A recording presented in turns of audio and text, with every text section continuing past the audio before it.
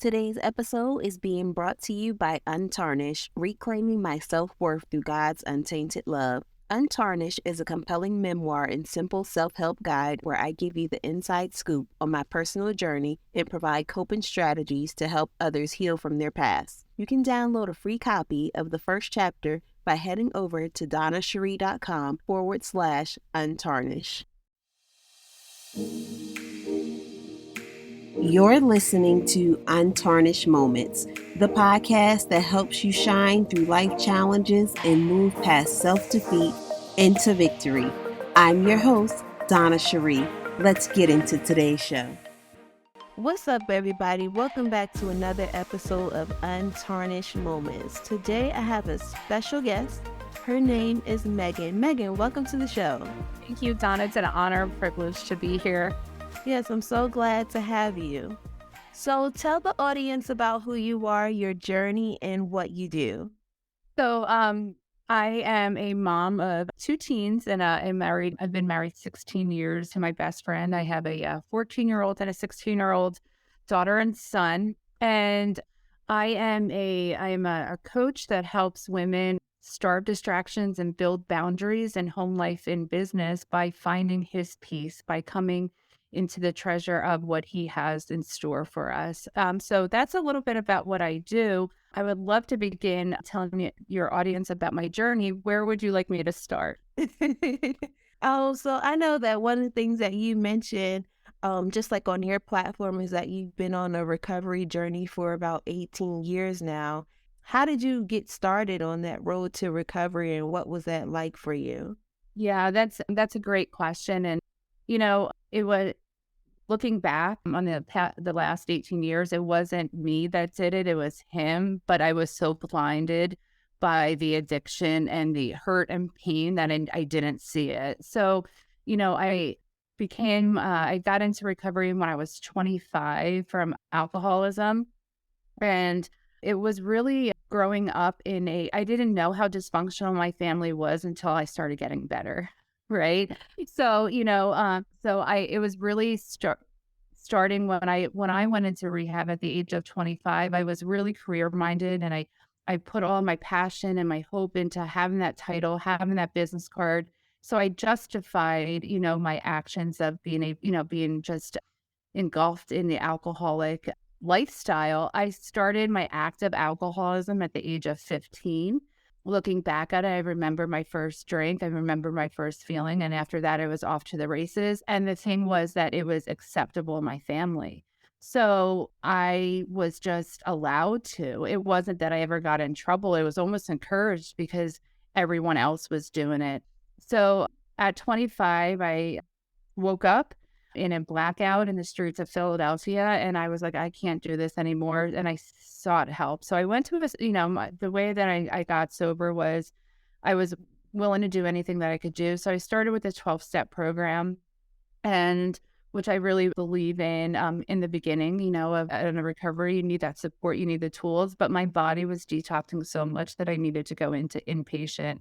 So what that looked like for me, I went into inpatient, and I came out with the tools that I needed. And I believed in God, Donna. I believed in God, but I grew up in a religion, a Catholic religion. There's nothing wrong with that. But I grew up in a home in a Catholic religion where it was fearful, right? I never felt like I was good enough, right? So I knew God was there, but I never had that relationship with him. So then I started doing the work on myself, right? I started doing the recovery process. And I always say sobriety is a state, recovery is the process, right? Right now, this morning we're both sober, right? We're both so reminded we're not, we're sober, but it's that recovery. It's that new beginning, that new life. And that's what I started about 18 years ago. So here I am today. Okay, wonderful. God's grace and mercy. And so glad for you. And so let's talk about your family a little bit, because you mentioned like you didn't realize that your family was dysfunctional. So in that they kind of encouraged alcoholism, but like what helped you to identify like, hey, this isn't right, or what I'm being encouraged to do is wrong? Like what was that like for you? Yeah. So when I started getting healthier, I started to actually work on myself. my lens and the filter of my lens kind of changed. And it was really when that's when I'm a really big believer in being a boundary builder, because we need boundaries in life. And now I look to the Lord and see how he builds boundaries. And that's how I set my foundation. But I never had boundaries. I didn't grow up with boundaries. We normally don't, right? It's something that we have to build. So when I started getting better, and the family of origin that I was born into didn't have any boundaries, and I'm starting to look, well, I want to get better, but they can't accept that. I want to change and I don't want to use substance, and they can't accept that. So there was I started seeing a lot of red flags. And then I met my husband, right? And then God threw a man into the mix, right? And I met my husband, and we started just becoming a partnership, right? And the Lord put us together, and we started this unconditional love for each other. And he kept saying to me, I don't know if this is right, because they couldn't accept the boundaries in place that I had, or I started building.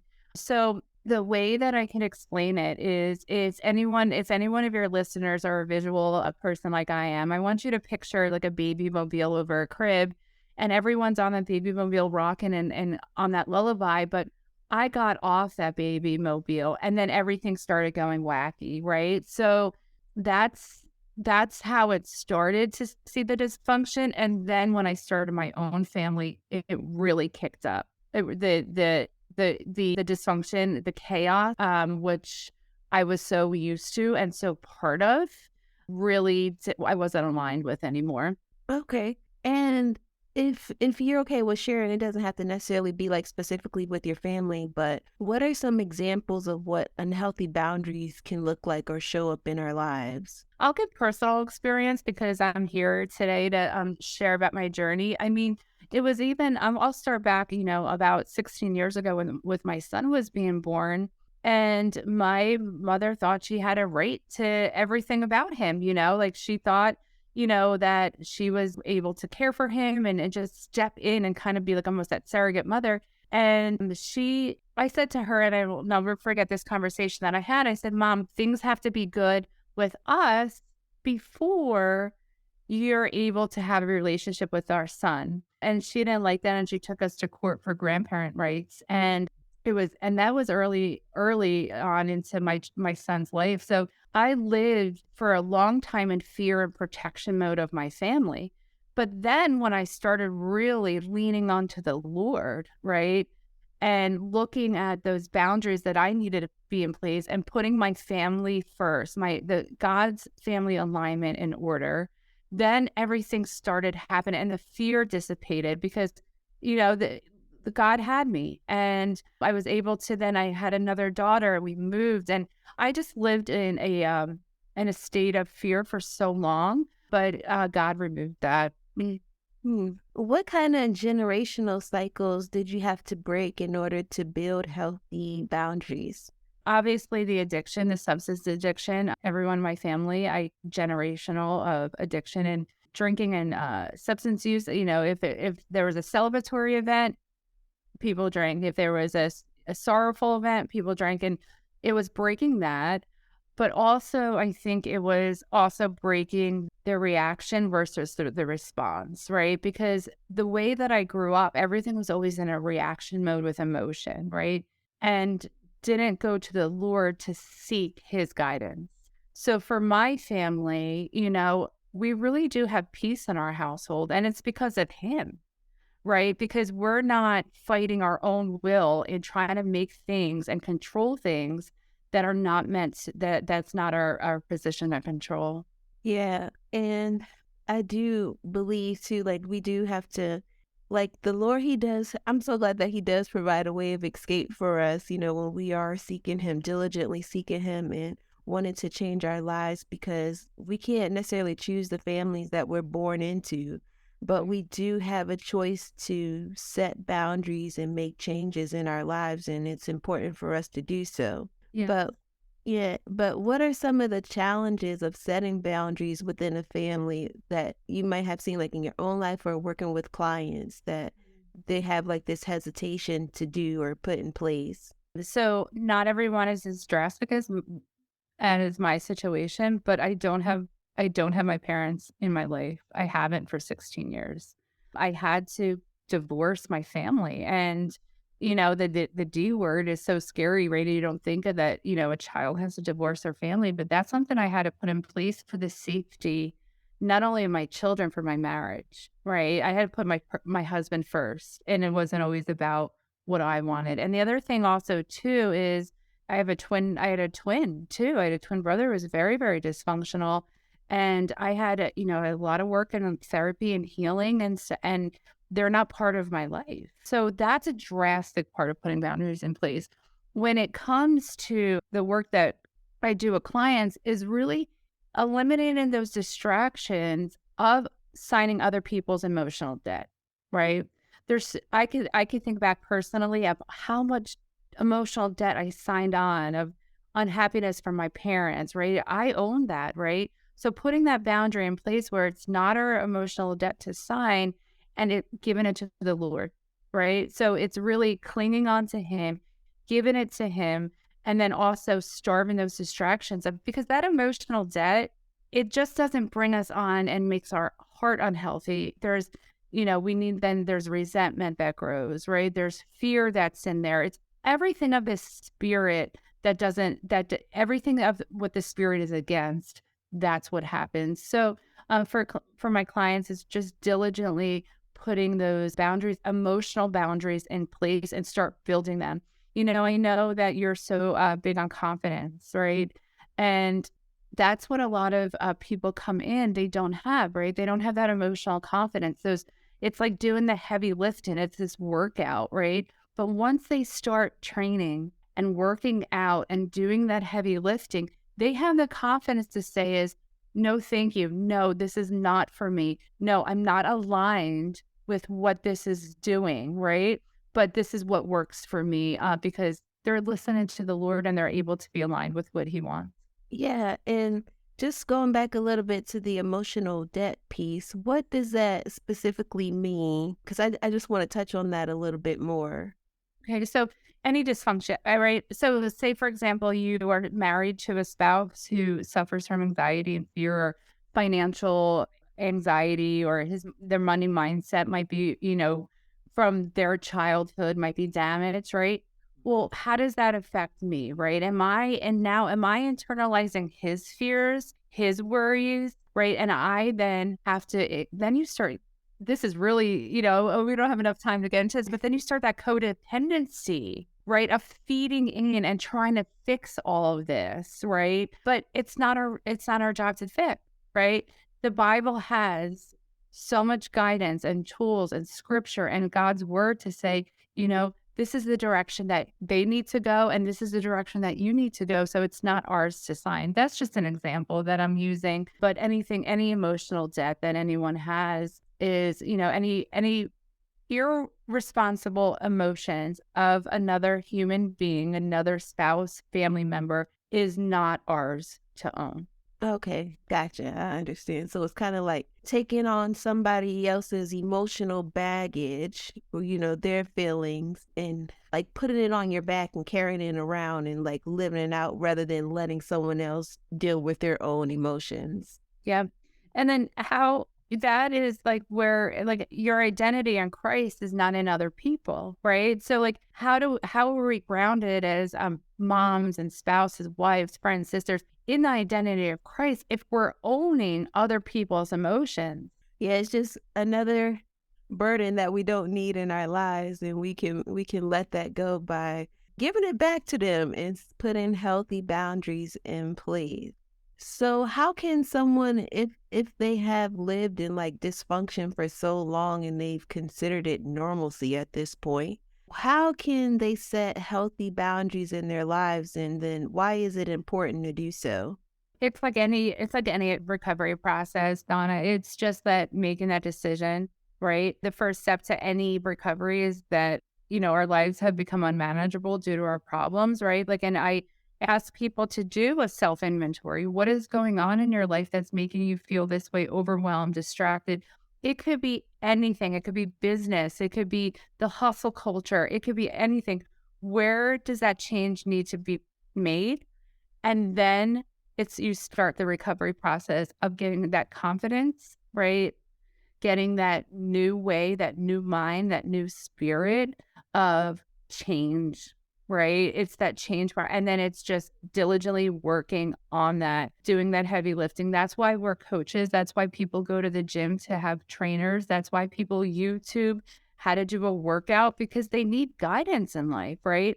So that's the way to really start that. But I think it's the awareness and being honest, right? We can't confront we can't change anything that we don't confront. Absolutely. So it's really being honest with the situation and what's causing an individual to feel that they're overwhelmed, distracted, burnt out, emotionally bankrupt. And then it's time to change that. Yeah, and from being a life coach and boundary builder, I love that boundary builder. That's so cool. Mhm. Um, in your experience, though, what makes it hard for some of us to say no to family members or friends or even toxic relationships? Or if we are dealing with substance, like how can we, what makes it hard? Yeah, well, I think what makes it hard is the fear of them not loving you is a huge fear of people being they're afraid that they're going to leave or they're not going to love you. But then it's like where's your worth, right? Who does love you unconditionally, right? Who did create you in his perfect image, right? So it's taking that and almost it's like a spider web. It's like that enmeshment and breaking through those webs. You know what I call it? I call it the heart work. It's like the weeding of the heart, right? It's like that landscaping and it's like pulling out those weeds that are doing you a disservice, right? And a lot of the times people that come to me, they're in their 40s, their 50s, and they've been doing this for 30, 40 years, right? So it's not like it's going to happen overnight, but you start in those steps of going, Donna, I would say if you came to me overwhelmed, burnt out, and just like shook that like your life is kind of, unmanageable, I would say, what is it that Donna wants? And a lot of women come to me and they go, I don't know. And that breaks my heart, right? At 40 years old, I'm 43 years old. If someone came to me, I know what I want, right? But if you would have asked me 18 years ago, I would have told you what my family wanted. That makes sense. Yeah, absolutely. And like you said, it doesn't happen overnight, but it's something that we have to continually work on so that we can break free of those chains that hold us back. So it's not a one-time thing. You can't just say no one time and think that everything's gonna change, but you have to continue to do it. And then would you say that boundaries teach people how to treat you? I think boundaries is not only do they teach people how to treat you, I think it's being responsible of yourself, right? So I think it's that responsibility because you know what? I don't think, well, also too, like I can teach my kids, I could open up a book and I could teach them, but if they're irresponsible with their education, that's on them, right? So I want to be at a level 10 of responsibility for my children. But if they're coming in at a level 3, right? And they keep coming in at a level 3, well, guess what? Like I'm going to have to change my ways and stop meeting them at that level 3 because it's just getting me frustrated and they're not picking up what I'm saying, right? So it might teach people, but for me, it's about what am I aligned with Christ? And some people are just not going to be teachable. Do you know what I mean? Yeah. Yeah. They're just not. Yeah. So, what have you learned from the Bible that speaks about how to establish healthy boundaries on your journey? Yeah, and that's a great question. I love looking to the Lord and seeing how He has boundaries in place. But our God is so graceful and He's so forgiving, but He doesn't let everyone into His house, right? Like He has boundaries in place, and I always think of that. Like there's certain things that He wants from us, and they're simple. They're simple things when we're walking with Him, right? But He just doesn't let everyone into His house, and I have a fence around my personal space, I always think, and I have the control who I open that gate up for, right? And the Bible clearly states that, not letting everyone into your house it's okay. Mhm. Yeah. So, how has your confidence grown, or yeah, let me start there because it's like two questions in my mind. How has your confidence grown throughout this journey and just through the transformation? Because I mean, you started out one way, but then you've learned some things from Christ and just setting boundaries. But like, how has your confidence grown to just keep going and know that you're on the right track? My confidence is still growing. I'm not there yet, right? Until I meet him one day, right?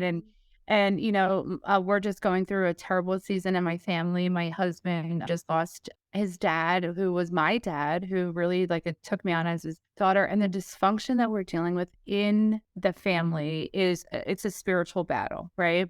So being shook even in the last 5 months, my confidence coming out of this season has increased because and I had this conversation with my husband last night, is because we are in the spirit. And if we're doing what God is calling us to do and guiding us, it gives you that another level of confidence, right? You could feed into the dysfunction, you could feed into the anger, the resentments, the brutal, the ugliness of other people. But once we feed into that, it breaks down my confidence, right? But when I'm walking with him, so it grows over time. And I think like just like how I've been in recovery for 18 years doesn't mean that, I'm better than anybody else. It just means that for me, I'm getting closer to him and I'm walking closer to him. And I'm walking closer every day. And that's what recovery is. And it's like walking with the Lord. I just want to be a better person, get closer to him every day.